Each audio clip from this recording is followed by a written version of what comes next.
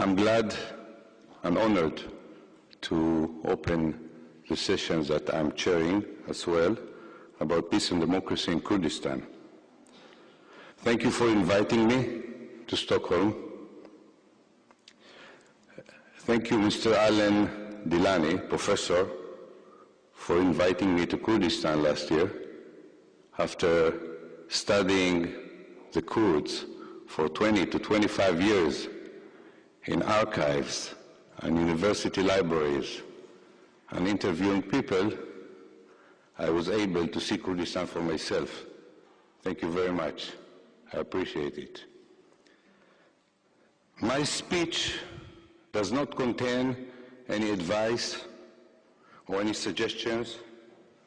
I believe that the Kurds are proud people, smart people, and they are smart enough to draw their own conclusion from the political, historical situation. I became involved in Kurdistan in a very peculiar way. I was a student at the University of Jerusalem when I was studying the economy of the Middle East, and I had to write a paper. So I thought maybe I would ask to write a paper about the economy of Kurdistan, and my professor said, fine. Then I realized that there are hardly any written materials, hardly any documents, not in Hebrew, hardly in Arabic, or in other languages. So I had to interview people. Only for this paper term alone, about the economy of Zaken, where my father came from, I interviewed 12 people. And this fantastic mechanism and experience of interviewing elderly Kurdish Jews really fascinated me and drew me into the subject, because I interviewed people not like me, who sometimes doesn't remember the telephone number at home, or my wife, or the children, but these people, these Kurdish people, these Jewish Kurds who lived in Israel, but they were 50 years before, 60 years they lived in Kurdistan. They lived in an oral culture where their memory was fascinating. They could remember everything they did. They spoke 4, 5, 6 languages. They knew the map of Kurdistan by heart because they traveled on donkeys or mules. And they knew all the villages, all the aghas, all the history of Kurdistan because they lived it. And I had the privilege to interview throughout my studies, throughout my PhD, 66 Jews from Kurdistan. And I didn't interview them once, not twice, not 3 times, not 4 times, 5 and 6 and 7. Once, when I interviewed someone from Shino, I came to him at the 8th time, Mr. Michaeli, and he said, Mordechai, or Moti, everything I told you, that's it. I have nothing left to tell you. He took a pocket out of his, turned them out and told me, I have nothing left to tell you. I told you all my history. So it was fascinating. This is how I became aware and became familiarized with the tribal history of Kurdistan, which the Kurdish people forgot because they were busy fighting. They were busy with their struggle. They were being oppressed. They had so many economical, social, military problems. And the Assyrians also were dispersed.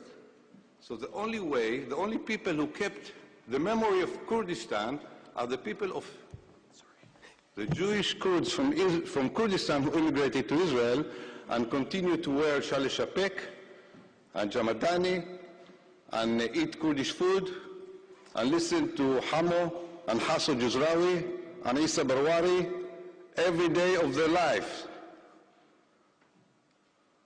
They kept the Kurdish the tradition of Kurdistan alive. And in the neighborhood I lived, they spoke Aramaic and some Kurdish, but there were the daily words were Kurdish: Jiran, Dujmin, Drangi, Hedi Hedi, Bash. The whole culture was Kurdish culture. And these people left Kurdistan, but Kurdistan did not leave them.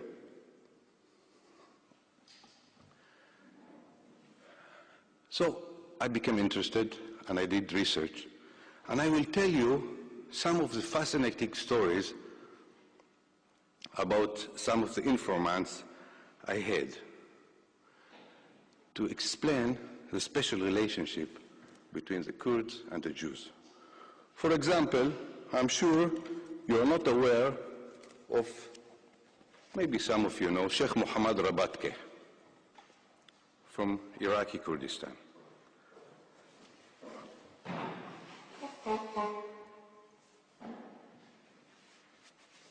Excuse me. Well, Sheikh Muhammad Rabatke, the British intelligence report didn't think highly of him. I looked at the intelligence report of British military intelligence. They thought he was a petty chieftain, not so important, not so influential. But when I interviewed the Jewish subjects of his village, they admired him. And not only one person, several persons, because I did the cross-examination of all the stories. They told me stories that indicate a little bit. For example, one day, one of my informants, Moshe Mizrahi from Jerusalem, whom I met in his 90s, told me that during the 30s, 1930s, they were going to go from Kurdistan to Israel. And they lived in Rabatke. They put all their goods, all their stuff of their house, and they went to another village called Spindare to sell the goods because they want to immigrate to Palestine. They went there, they start walking in the streets, and someone, Haji Abdul Qadir, talked to them. Oh, you are Jews? Yes. What are you doing here? We came to visit. We are selling our stuff and we're going to Palestine. Oh, you know that I also went to Palestine. I did pilgrimage to Mecca and then to Palestine, to Haram al-Sharif. Where are you going? We want to go to Jerusalem. Oh, it's not good. Jerusalem, they have no work. You should go to Haifa. There is harbor. You can find work. Okay, where are you staying? Why don't you stay at my house? Because you know what, these days there were no hotels. You go to another village, you stay wherever you can, either at the Agha Diwan or one of your friends. So they stay for the night. They woke up in the morning, they had 2 donkeys full of goods. One donkey was stolen. Ooh. They went to look for Haji Abdul Qadir. He was already in the field working. What shall we do? This is almost half of their assets, half of their property. They went back to the Mukhtar. Mukhtar is named Amin of Spindare. Say, Mukhtar, our donkey was stolen. Can you help us? And he said, you know, what can I do? People come here from Syria, from Egypt, from Lebanon. How can I help you? I don't know who is here. They went back to Rabatke. In Rabatke, there was someone that I told you was Sheikh Muhammad Rabatke. And they came to him, and they told him, he was actually a relative of Sheikh Nouri Barifkani. Any of you know? And they told him, Sheikh, this is a story. We say, why didn't you go to the Mukhtar? And they said, well, we went, but this is what he told us. People come from Egypt, from Lebanon, from Syria. I can't help you. Now, Sheikh Muhammad Rabatke didn't know how to write. He was illiterate. He called his son, Ja'far, come. Said, Ja'far, please write. Mukhtar Amin. Your name will be obliterated if the donkey of our Jews will not be returned. I don't care if people from Egypt, from Syria, from Lebanon stole it. You have to be responsible to our Jews. This was Thursday. Friday evening, They sit in their house, and all of a sudden they see a donkey with the goods coming to Rabatke slowly, slowly. Somebody brought him to the border of the village and sent him away. So the Kurds felt, the Jews felt that they could trust their agha, their muhtars, at times of need.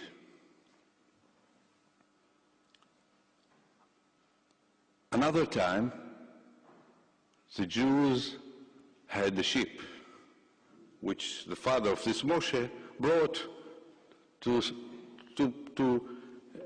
prepare him for sacrifice during one of the holidays. And he sent him with the herd of the shepherd, of the shevan, of the village, and the sheep didn't come back. And they went to Sheikh Muhammad Rabatke, said, Sheikh, our sheep, the only sheep in the whole herd did not come back, our sheep. And he said, did you find out? Did you talk? Yes. Did any wolf come or anything? No.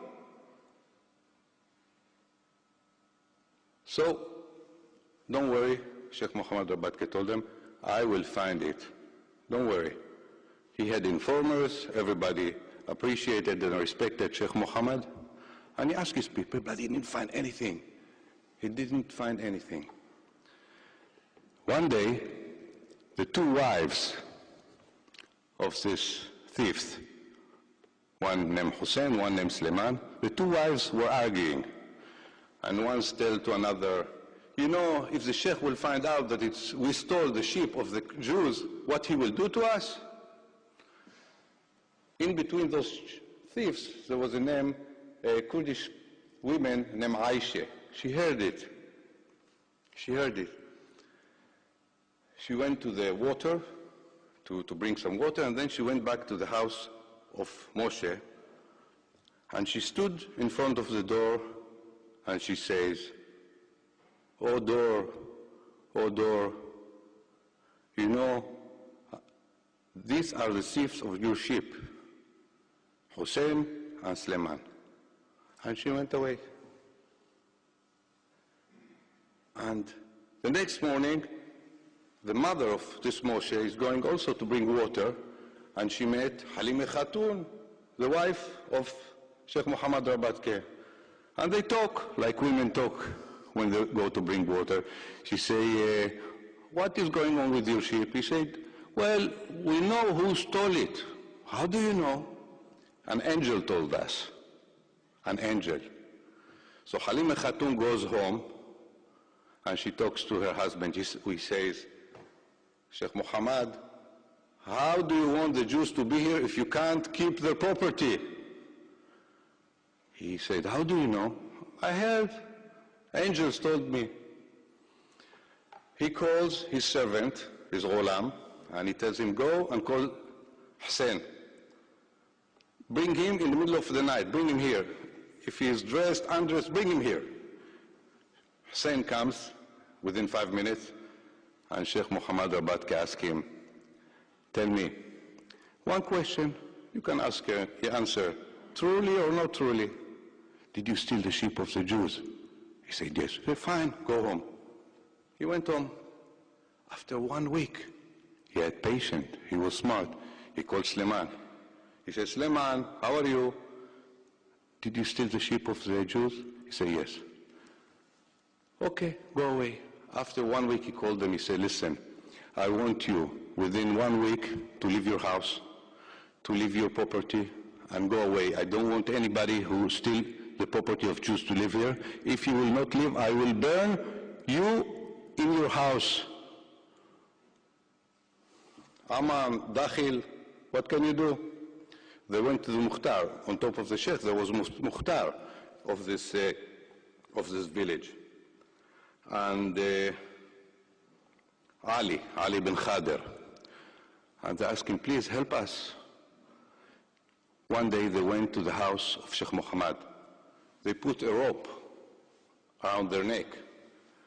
When they went to the house of Sheikh Muhammad Rabatke, as soon as they opened the door, they kneed on 4.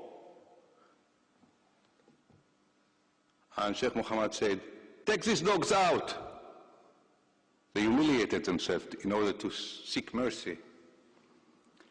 In the end, he forgave them, but he asked them to give for each leg of a sheep, 4 sheep, each one of them.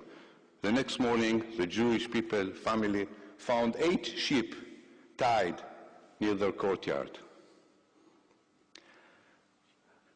So, my book, my research contained hundreds of stories about it, some of them about aghas who were not so nice, who were coveted, who exploited the Jews, who took advantage of the Jews economically, physically, and other ways. But in this occasion, I wanted to emphasize the good values, the good memories that Jewish people had from Kurdistan. And I wanted to share it with you.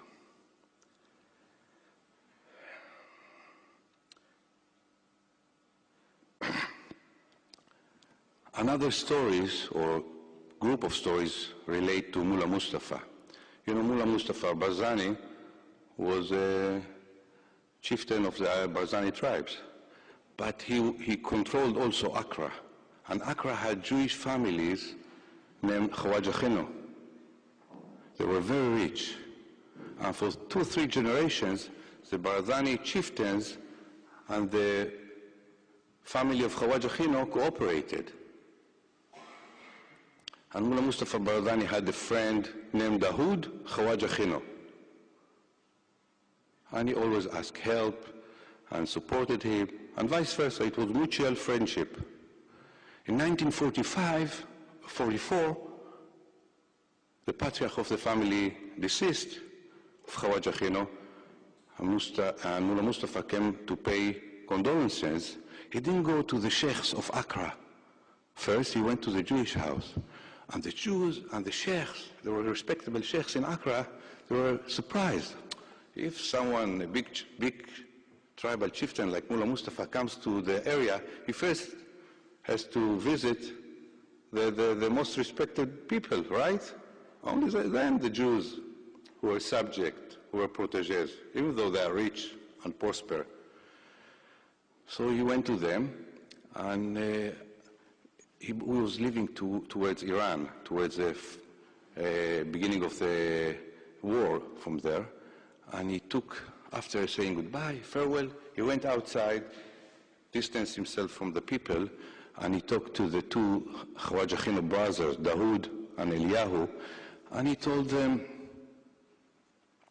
you know, the Zebari Aghas suggested that I will marry the sister of Kader Agha, and Sheikh Mohammed Zebari suggested that I'll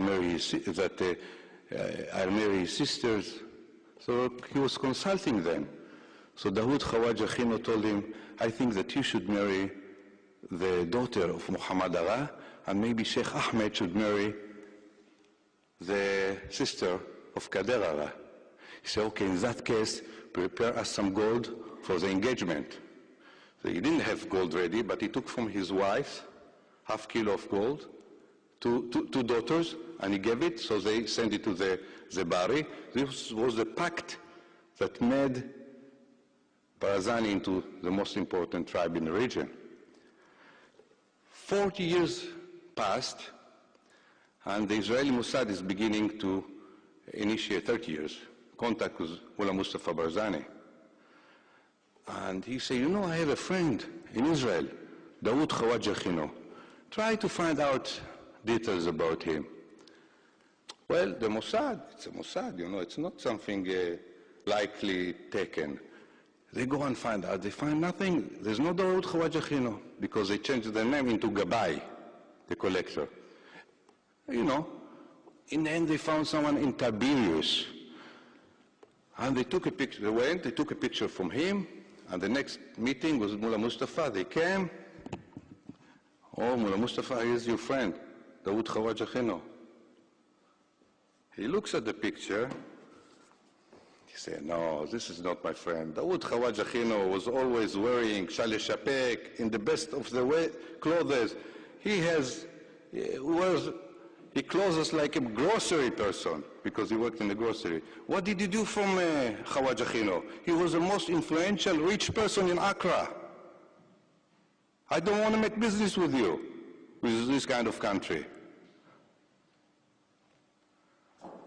So, the people of this organization went back to Tiberias, and this time they recorded Dawood Khawaja Khino, and he was talking to Mullah Mustafa. They brought the recording to him, and it was very important in the building up the relations between these people.